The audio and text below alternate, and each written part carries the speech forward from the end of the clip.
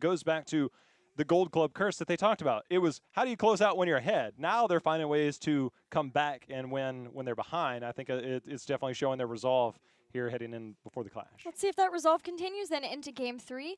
We are headed to Battlefield of Eternity, chosen by Team 12, and that is an interesting one. I've been saying that really about the maps throughout this entire series. To see Team 12 ban Tomb is kind of unorthodox. Tomb has been a favorite battleground for Team 12 for a long time. Pretty much ever since halfway through last year when they shut out MVP Black on it, they were like, turns out we're pretty good on this map. But the results for Team 12 on Tomb have not followed that so far. 2 and 3, and in their losses, they have not looked great. It hasn't necessarily been a bad map for them. You know, in terms of like their KD, it's actually their highest. So when they win good. The only problem is that they've lost 3 times. So when you don't have that same type of success, you start to doubt yourself a little bit. So you take them somewhere else. One thing that's been interesting on Battlefield of Eternity is we've seen a wide variety of strategies for them. This is where we have the heavy melee composition. It's where we've had, I believe they had the Lunara.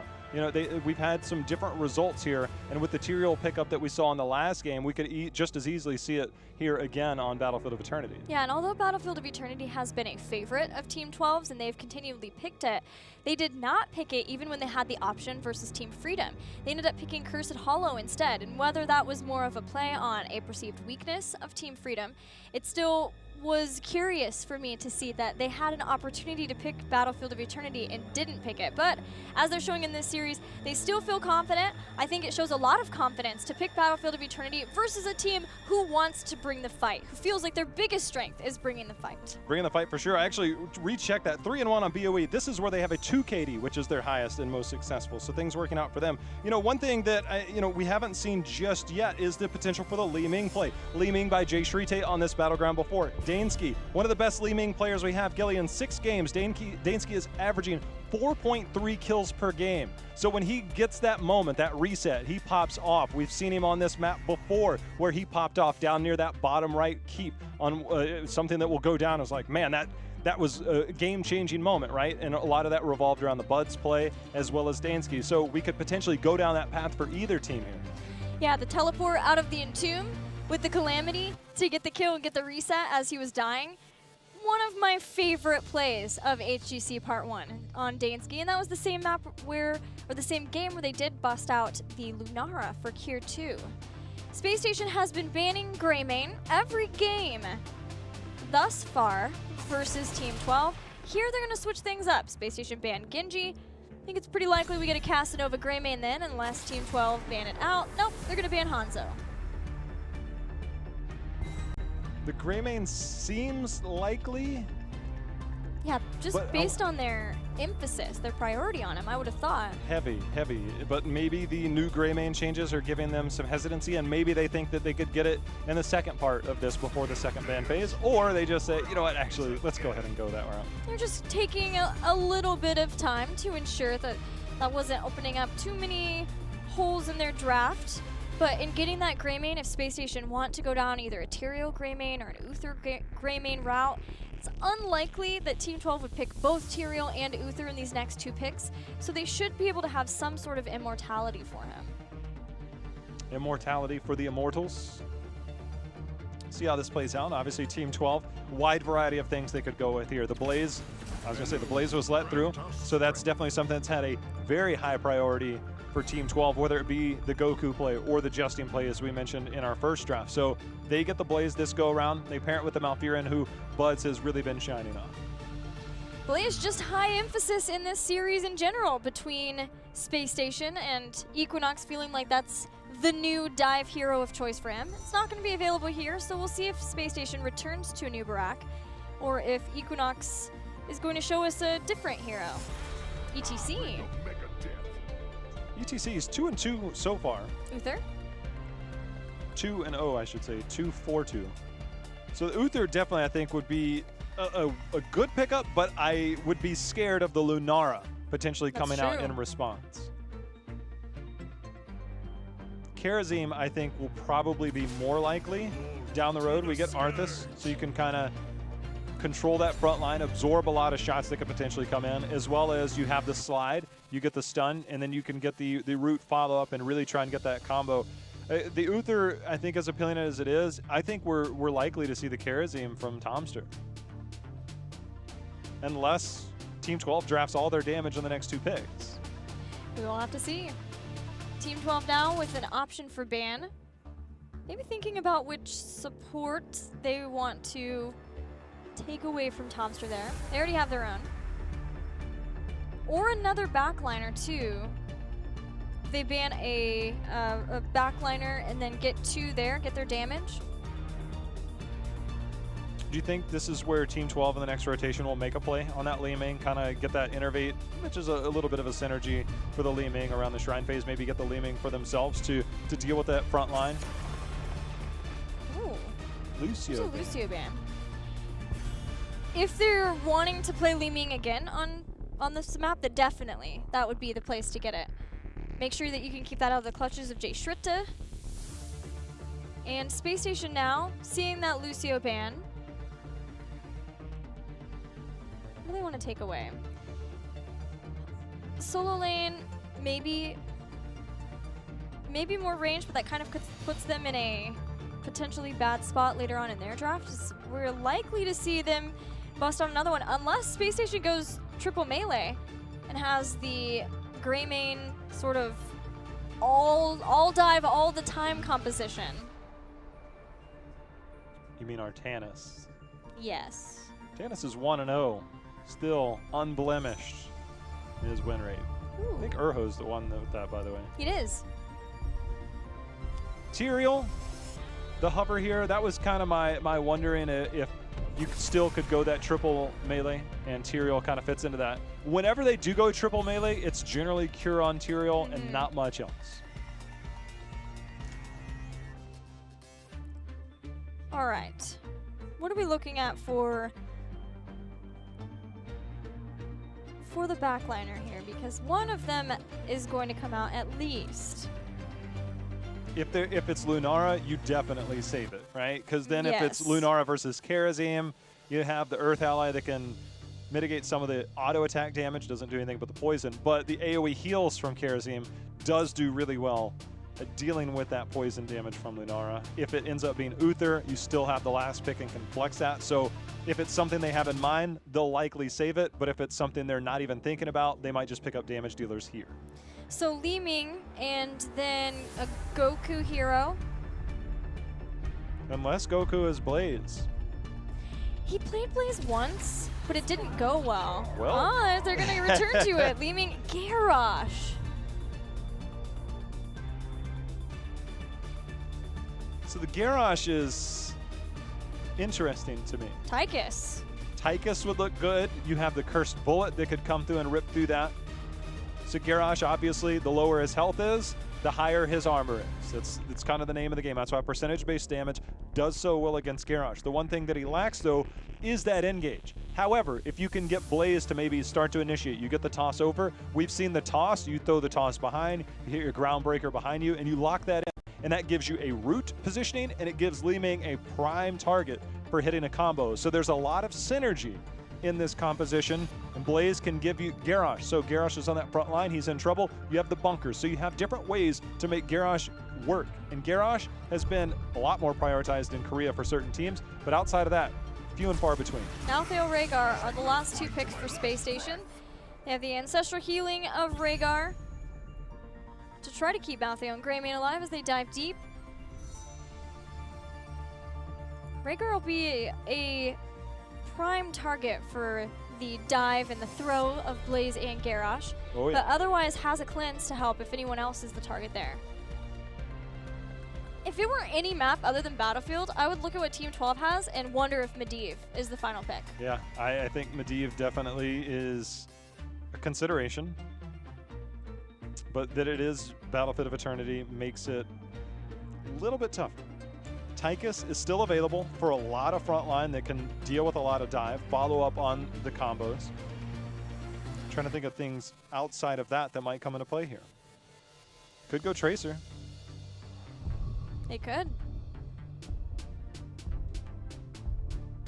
A few seconds.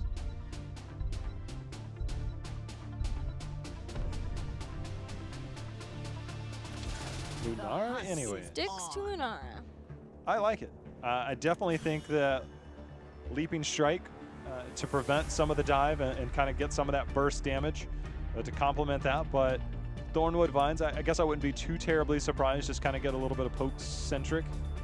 But for the sake of survivability and mobility, it seems like Leaping Strike, when it hasn't been picked in situations where it seems like it's the better choice, ends up getting punished. So the Lunara, Li Ming. Lunara for the setup, whittle them down. Li Ming for the blow up, and Garrosh and Blaze going to try and get that set up for those two backliners. Be very strong up in front. Maybe clear some space, create some space for Buds to go in as another possible setup for those resets from Dansky. I'm very excited to see Dansky's Li Ming return. You had talked about the stats, how many kills per game he got, but it's not been since week 2 or 3 that they have picked Li Ming. They have sort of went towards some other damage dealers. Now they're back, and they're playing their Li Ming. Let's see how it works out with Lunara, and if with the Li Ming Lunara, Team 12 can take the win in the game and the series, or what SpaceStation, with their highly aggressive composition, can do about it. The highly aggressive composition is there. I just wonder how many opportunities they'll have to really follow up. They have 3 frontliners. Malthael required to get his mark to kind of close the gap. Arthas needs to hit those Howling Blasts, and ETC has the really hard, heavy engage. So they have tools, but they don't necessarily have the same type of tools. And aggressing into a Garrosh with this amount of melee. Exactly. The taunt at level 10, it's an AoE taunt. It's not a single target Varian style. You have the AoE taunt and the roots to follow up behind it. They being SpaceStation, have to be careful and choose very carefully when they dive in, especially for Tomster and his Rhaegar. The Greymane, too, when he decides to go in. Sniffed out by a Wisp with a Santa hat. It's never a way to go. Forces SpaceStation to rotate back down, play fairly, as they'll keep Malthael up in that top lane versus Goku's Blaze. Power slide hits. Great stun. That stun from Justing was just perfect to stop everything. That was pretty money right there. I mean, Cura got really aggressive, and Justin's like, well, maybe it was bait all along. Feels old school to see a Garrosh Malfurion combination for Team 12. When he first came out, when Team 12, they had just not been able to go to the second Western Clash, they came in and they showed such insane synergy with their Garrosh and the Malfurion or the Stukov from Buds 2. It was a long time before anybody were able to win a game off of them, just purely because of how strong they were with that combination. And it's a different Garrosh. There's no pull. Yeah. Instead, it's just the stun. But he's one of the few people who's still willing to run the Garrosh because of how strong he's always been as a pick for Team 12. Yeah, and in doing so with the changes, and you see Justin continually throwing out his Earthbreaker and the Groundbreaker, and it's because he went Warbreaker at level 1, the questing talent. After you hit 15, it permanently reduces the cooldown of Groundbreaker by 2 seconds. You can see he's really landing that. He's actually landed 7 so far in the early part of this game. Now, there's some people who are okay, more okay, to take that Wrecking Ball throw. And Equinox is one of them, as long as he has Power Slide. The thing that does, though, is if Justin can keep throwing ETC, then suddenly the Power Slide is not being able to use aggressively on some of the more squishy backliners, like Dansky, Cure, Buds. Instead, the best you can do is Power Slide on your way back through, hit Garrosh, and maybe some people can throw damage on Garrosh. But that is the control over tanks that Garrosh gives to this team. Yeah, I think it's also a BOE thing, because if it's another map like Dragonshire Tomb, you might go that extra throw to make sure and throw them behind the gates. But when you're fighting in the Arena of Death, that circle in the middle, you need to find that. And again, throwing them too deep, it outranges your allies as well. It forces your allies to stand a little bit further back. And so you don't want to outrange them by throwing them too far back. So it allows you to get that follow-up CC potential. So I think the point that you made, definitely a big reason why we see the change-up. Both teams patient, and when they decide to channel their Shaman, as they'll both get them and start to move toward the Immortals and the Arena of Death, as we call it for NA HGC. With teams at level 5 of SpaceStation willing to trade out, Team 12 doing the same. but there's the slowdown there from ETC. It's a risky move, but if it pays off, be able to slow down quite a bit for SpaceStation in their favor, and they are successful in that. Yeah, the Greymane, a big part of that. We saw the lightning shield used there as well. Going to see Cure on the backside on the right, while the rest of his team here on the left will try and defend.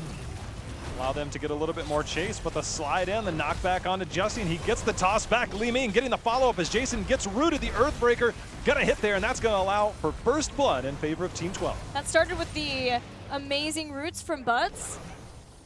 He really wanted that kill. He's fine. Lunara pressed W, and that poison would have been enough. Would have been enough.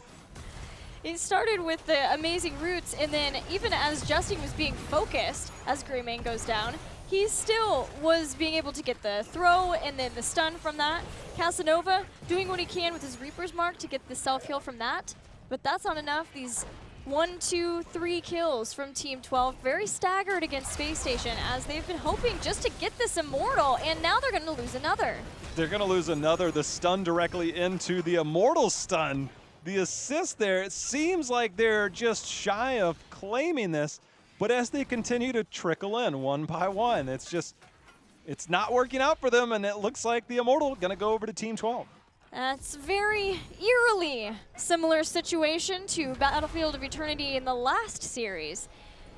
Let's see what Team 12 makes of this Immortal push, which will be heading to the top.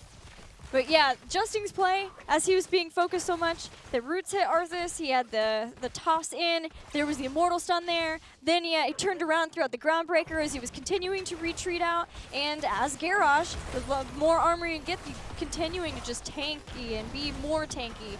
And it was enough that Team 12 could just turn around, use their attacks, and be able to get Arthas, and that was the first of several kills then that gave Team 12 this Immortal. Justin's accuracy is just controlling so much of that front line. Jason and team trying to walk away. There's another stun. Cure peppering through the poison damage, having such a tremendous effect. Casanova caught out on the wrong side, trying to get out of there. They do take down Arthas. Casanova going to be the next to fall. Tomster trying to get out of here. Eats a lot of damage on his way out. And Team 12, okay, they're 2-level lead here. They've got 6 kills, 6 minutes into the game. SpaceStation were very focused. They had a great start to the Immortal phase. Then they lost one. They kept funneling people in. They lost more from that. Team 12 took advantage. I think probably SpaceStation were not expecting the Garrosh and how ridiculous it is to try to get in on the rest of the team with all the control he has with the Groundbreaker. Team 12 rotate straight on down to the bottom lane.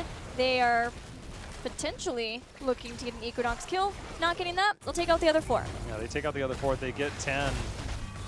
I wouldn't be surprised if they just come up here and SpaceStation has to get out, and they have to get out now. They have a long walk home. Dansky will probably get the dismount here. Yeah, he has Wave of Force too to knock somebody back. There's the catch, Bud's adjusting, following up on the other side. Casanova's already gone. There's a stun, root combo, Tomster thrown back, second kill. Resets for Dansky as Blaze and ETC duking it out in the bottom. SpaceStation just doing whatever they can to just try to get 10 right now. Look, Gilly, Dansky sitting on 4.3 kills per game in 6 games on Li Ming. That number's already going up as Dansky has 6 kills in 7 minutes. I mean, he's probably sending Justin a thank you card, maybe sent him a Valentine's card the other day, but he's like, thanks, bro. Talk about stats padding. Yeah. Just wanted to do that heading into the Western Clash, you know? So far, so good. And with the Immortals spawning, level 10 here for Team 12 already in advance. Going to allow them to potentially get a heavily shielded Immortal. I think they got Greymane up top as well. Yeah. Okay. As the blue goes from one side, the safe side of all of the red people there, to the red side, and the not so safe side. Wolf versus... The sound that Greymane... I thought that was you. No, that was not. I thought you were just so sad. Wolf versus Deer. Deer reigns supreme today as Team 12 get forward for another Immortal. SpaceStation are almost to 10. They can taste it. They don't have their Greymane yet. but they have stage dive, and they're looking to get aggressive. They need to right now to undo the damage that Team 12 has done this game. The problem is you're going up against Thornwood, Vines, Lunara, and a Li Ming, which have superior poke composition. So if you're going to get aggressive, you're really going to have to go in, be super aggressive. Indomitable use there. Here comes the stage dive. Stage dive on the other side as Goku's going to fire forward to hit Equinox. Power slide is beautiful, though. Lots of control over Justin as he's very low, but with the bunker, he still stays alive. Now Team 12 starting to chase down SpaceStation. Looking for the poke, looking for the reset. Ancestral healing stops that from happening, though, keeping Jason alive. Lunara just chasing the members down. The combo is going to be there. Casanova going down.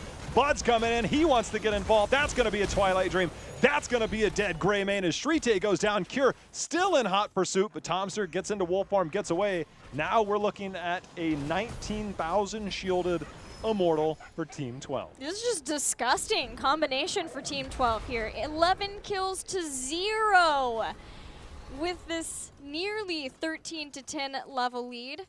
No forts remain. Team 12 are looking to, if not win the game, get catapult pressure going, get a keep down, and further that lead, maybe make it even more than 11-0. Yeah. That's it's looking pretty strong. Right now, Dansky and Kira, both of them sitting in the top 10 in kills per game in North America. It's only going to get more brutal from here. Equinox and team with the flank, though. They get the cursed bullet, but the taunt's going to come in. Justin gets rid of that last rights, I believe, by heading into the bunker, and now they're turning the fight. That he did. He went into the bunker and never came out. Was like, you guys got this, right? And it turns out his team, in fact, did have this. Getting 2 more kills to add to the collection of 13-0. And with this Immortal still half shielded, they're looking at a keep. Yeah, they're looking at a keep, but they're actually looking at game right now. With 2 members down, they'll look in, see if they can get another fight. Stage dive has been used. Roots are going to greet him in there. The toss over. Equinox slides out. He's trying to be healed up. The ground breaker's going to hit. The poison is in. Equinox falls. Dansky looking for more. Send it home. Tomster's going down, and Team 12, 15 kills to 0. Going to work their way to the core. No Tomster for 20 seconds. The Immortal still fully healed. Team 12 get onto the core, trying for the perfect game to finish out this series, to seal the deal and send them on to the Western Clash in style. SpaceStation doing everything they can to deal with this composition with the Twilight Dream. 1 kill. Jay Shrita, maybe the next one from that as an orb, but does take him out. Team 12 win the game in, we say in dominant fashion, probably too much, because that is not enough justification for what they just did. Justification. Justification? Yes. Well, the Garage pick with the Blaze, the Lunara pick, it seemed like they had this in mind. When we discussed this in draft, you could kind of see how it would work. The engagement tools were there. The minute they got onto Garage one time, last rights went out, bunker goes down, you're going to be more than okay. The Lunara Li Ming combo for Kieran Dansky, 10 kills for Dansky that game. 10 kills in one game. Well, you have 0 deaths. That's pretty impressive. Yeah, everyone 0 deaths. Yeah. Even at the end, when they're getting on course, sometimes you'll see a team have no deaths until they get there, and then they're willing to sacrifice some people. Not today. Not today for Team 12. 0 deaths. Even getting some resets there with an 18-0. Still had forts up. Still had everything. It was the perfect game, and what better way to not only get to go to the Western Clash now, to be able to say, oh, we'll go as number 2 seed now, stepping up over Team Freedom. It's a great win. Great end for Team 12. A great end. You know, they fought back. That's the thing. In the first 2 games, they had to fight back into the game. They gave up a little bit. In the early part of Infernal Shrines, they gave up a lot in Dragonshire, had the resiliency to stay in there, finally came up to, hey, this is the Team 12 we know, the dominant fashion that we can be as a team. Come right in 18-0 somebody. I mean, it's not 22-0 against MVP Black, but it's 18-0 to close it out before you go to the Clash, so still got to feel pretty good. And you know, both teams that we saw in this series have been ones who have overcome a lot of difficulties. For Team 12, they had the loss versus Tempo Storm, and then they started to look at some rule changes, trying to figure out what they were going to do, how they were going to adapt to this very melee-heavy style meta that we're seeing here in North America. They had to make those changes. SpaceStation, same thing. We had the one series of role swaps, decided no, that was the wrong thing, came in, ended up having the upset over Freedom. So both overcame a lot of difficulties, and it's great to see that as Team 12 goes forward to the Western Clash, they seem to have stabilized everything and they've gotten everything ready. But we can actually check in with Justin and ask for sure. Hey, Justin, congratulations. How are you guys feeling now getting ready for the Western Clash?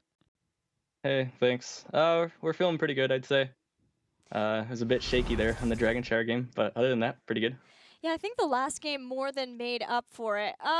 We got to see your Garrosh, which we don't get to see as much. Tell us where you feel like you can be able to bust him back out. Well, I've been trying him a little bit. I think pretty much all the tanks are viable right now for the most part. So in that situation, it just seemed like a pretty good choice. My team wasn't too sure because usually you don't really want to pick it against Arthas, but I thought it would probably be fine with the rest of our team comp, and mostly because I have Blaze with Bunker for safety, so figured it would be good. Yeah, we saw you pop in there to avoid a last rites. Well done there, as you guys didn't lose a single kill in that last game. I want to ask you, we've heard you guys in interviews talk about some of the changes that you're going through to make sure that you're focusing on the long term. Do you guys feel like you're in a good place now as you get ready for the Western Clash? I definitely don't think that we're at our full potential yet with the changes we're making. We're still pretty inconsistent, I'd say, with the new system that we're trying, which is just like everyone being more proactive in general and everyone contributing more in general. So, I mean, it's like it has a higher ceiling, I guess. Like our performance can be higher with it, but also when we're doing bad, then things are really bad. So right now we just have to make sure that it's consistent, because when we're playing well, we play really well, and when we play poorly, it's worse than before. So just have to keep it good. Well, I look forward to seeing how that pays off for you guys at the Western Clash. Congrats again. I'll send you to J-How. Thanks. Justin, let's turn our attention to the Western Clash. You talk about some of the deficiencies that you have to work on. Does it feel like there's going to be enough time? You have about 2 weeks before then. Is it more just going to be about more macro styles, or something that's going to be different about Europe? What is it going to take to kind of shore that up in the next few weeks? I think it's just gonna take everyone being on the same page and everyone trying to kind of feel out how each other likes to play the game. If everyone was like their own shot caller, because that's kind of what we're working on doing, is trying to make so that everyone is making plays and making calls and stuff like that, so that if we see an opportunity, we can pounce on it. So I think we're still working on that and getting to the point where everyone is like just playing seamlessly together. So I think it'll just take more time and practice together, but as long as we keep working on it, I think we should be in a really good place by the Western Clash. As we keep our focus there, we've seen Dignitas obviously suffer defeat this weekend. You guys have to be keeping an eye on Europe. Obviously, with 4 teams from both regions coming in, you've played against everybody in North America. What do you see when you see the competition over in Europe, and what do you feel are your chances, about where you think you could be, and where do you think you stand going up against Europe? I definitely think in general, Europe is the stronger region right now, especially Dignitas. I think they're a step above the rest. I think as long as we don't have to play against Dignitas really early on, we'll be happy about that. And I think, I might be wrong, but I think that securing second seed, correct, means that we shouldn't have to face them really early on. I hope. So that should be a good start. I think we have a really good shot against all the other teams there, but Dignitas is the final boss, I'd say, that we want to avoid until the end if possible. The final boss, indeed. Well, good luck when you get there. I'm sure you guys will definitely be focused and definitely more refined. So congratulations, and I'll see you there. Thanks. Well, Justin, we heard you talk about how you feel your chances are as a team, but you guys have had a lot of experience, and you yourself versus the European teams. How do you feel like the rest of the North American teams, now that we know everyone who is going, are going to measure up to the EU competition? I think for the newer teams, it might be a bit of a wake-up call. Playing against the NA teams in scrims is very different than playing against the European teams in scrims and on stage. You definitely get punished a lot more for your mistakes, and I think they have more competitive teams there. Like overall, I think their teams are closer together there, so they get better practice, so they're used to always practicing at closer to 100%, whereas I don't think in NA that's really the case. I think it's a little less than 100% in practice. So I think they're going to be a little surprised, and hopefully NA doesn't get too demoralized when they first practice against Europe, because they're tough practice opponents, but you learn a lot. Well, good luck to you at the Western Clash, Justin. Congrats again, and if you want to give any shout-outs, now's your time. Thanks. Just shout-outs to the fans, everyone who's supported us, even when we were slumping pretty bad. and as we became at Team 12. And shout outs to Twitch chat and our analyst Milk and Cookies and my team and you guys. Thanks, Justin. Thank you. Yep, thanks. Justin was right. Team 12 has the number 2 seed, which means we have everything settled now. It has been quite an experience, this part 1, getting to commentate North America. Having you here, Jayhow, it's been a lot of fun. And I think it's been just amazing to get to see NA. It's way more competitive than it was at the start of last year. And everyone has made great strides in improvement. And I have been enjoying watching that. Yeah, it has been kind of a joy to see teams approach this a little bit differently, not just focusing on one element, but multiple elements. And I think Justin kind of sums it up pretty well, is that other teams have found ways to manipulate things, to punish you. And we're seeing some of that kind of transition over here to some of our teams that are on the come up and some of our teams that are already at the top tier. The flawless rotations from Tempo Storm are probably crisp, super crisp. Team Freedom showing a very macro-heavy focus in LFM. If you look at the other side of the spectrum, they're coming up. And so there definitely is a very bright future, a much more competitive scene that we have here in North America than I'd say we probably had last year. Well, friends, we have 2 events